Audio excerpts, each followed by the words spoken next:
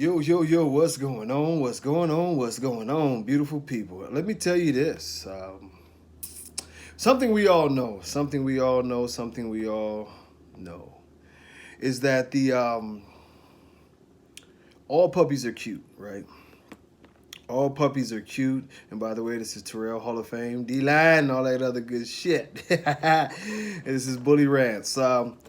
But this is a very, very, very, very important thing. And it goes to many different levels. And that is studying, your dog's purpose. I've done videos where I've touched on this before, and hopefully this drives the point home because it's one of the reasons as we start to work with some of the animal shelters and get past this virus, and hopefully y'all staying safe. One of the problems, when a lot of dogs are dropped off at the animal shelters or rescues is that the family, for whatever reason, didn't truly understand what they were getting themselves into. And that's some dogs we don't have in our registry, but some we do, and that's, Dalmatian puppies are a beautiful puppy, beautiful, cute puppy, especially when they got all the spots. It's just a cute puppy. But most people buy it for cute and they don't understand what they're getting themselves into. The Dalmatian itself is a very, very, very, very, very, very high drive protection dog.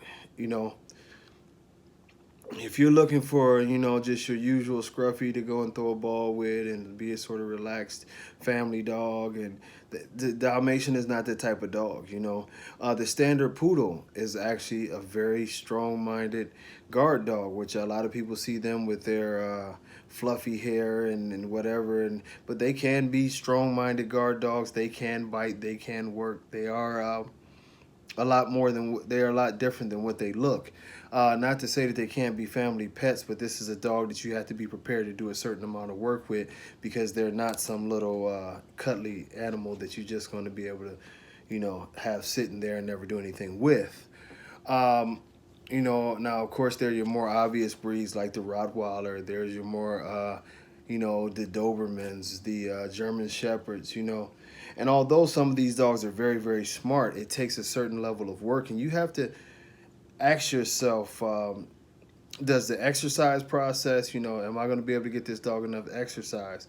Am I going to have enough time to train this dog properly?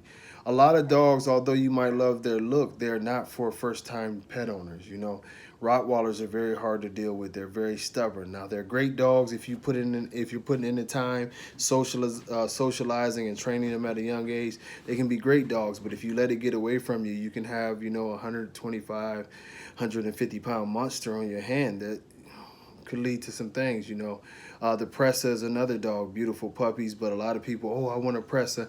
And yeah, the Pressa has more of a reputation, but people buy just to buy. Pressas are cute puppies, But I remember a case that was over a decade ago where, two Pressas got out, and I immediately was like, this is something wrong with this to begin with, because you had two Pressas and they were staying in an apartment complex. I was like, that's not a good idea to begin with.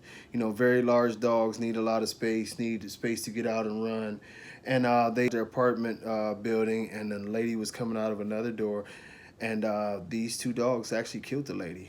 They said that the lady was probably dead within 30 to 60 seconds. I mean, it was fast. It was bad.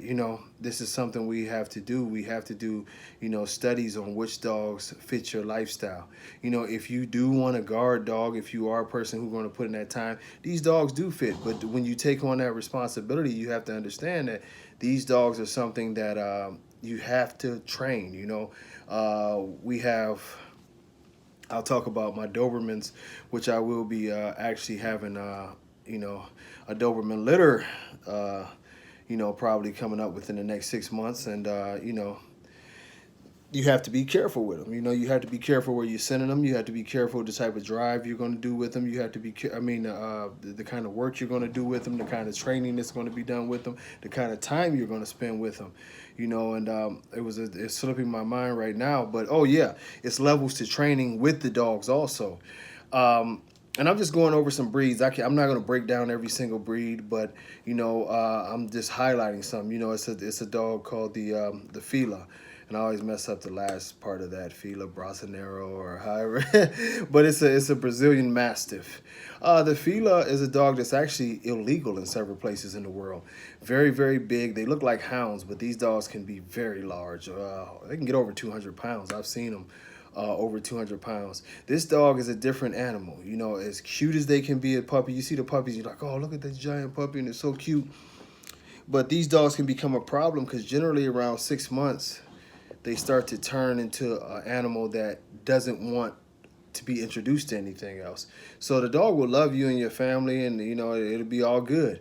But you'll have a very, very large, very, very capable dog that, you know, to put it in context, these dogs were often used to hunt slaves down. They're big, they're capable of hunting people down. That's what they were bred for. And they're not a dog that's easy to retrain and correct later on in life. So if you're buying this dog as a puppy and you think that you can put off time with this dog, no, you can't. When you get this dog in your home, you should have a thorough plan set up on how you're going to train this dog, how this dog is going to live, how this dog is going to be socialized immediately. It's almost like, you know, you have to come with a manual, and you have to treat this as the most important time of its life. You know, the first year of his life, it has to be everything. You have to have a control of that dog that when you say stop, it's stop. You have to have a, you know, if I say lay, it's lay. You've got to be on these things. You've got to socialize as much as you can. But I'm here to tell you, with that type of dog, even with a high amount of socialization, once it decides to be what it's going to be, it's not still going to not like a lot of people. You're not going to be able to take this dog to dog parks, and that's not the type of dog it is. So you should know what you're buying. What is it, the Caucasian or Chova or Kova? I mess up words, believe that. But some people call it the Caucasian Mountain Dog. Another dog that is in the same line with the Fila, often in lists. These are two of the dogs that make the list as some of the meanest dogs in the world. They are meaner than the Tibetan Mastiff. You know, I know the Tibetan Mastiff, it has a beautiful reputation because they cost so much and they're beautiful and they can be mean and scary looking. But the mentality of the Caucasian and the Fila is just different.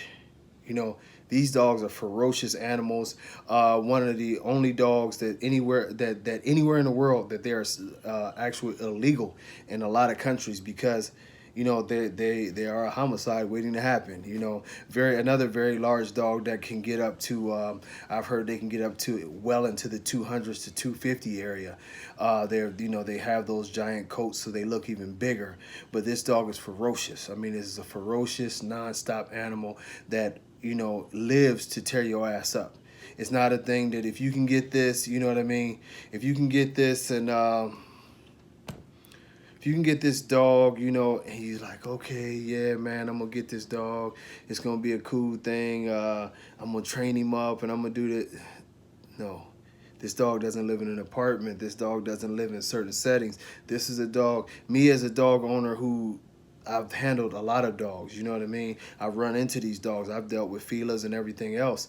The reason why I don't have a Fila or a Caucasian, and those are dogs that I like, you know what I mean?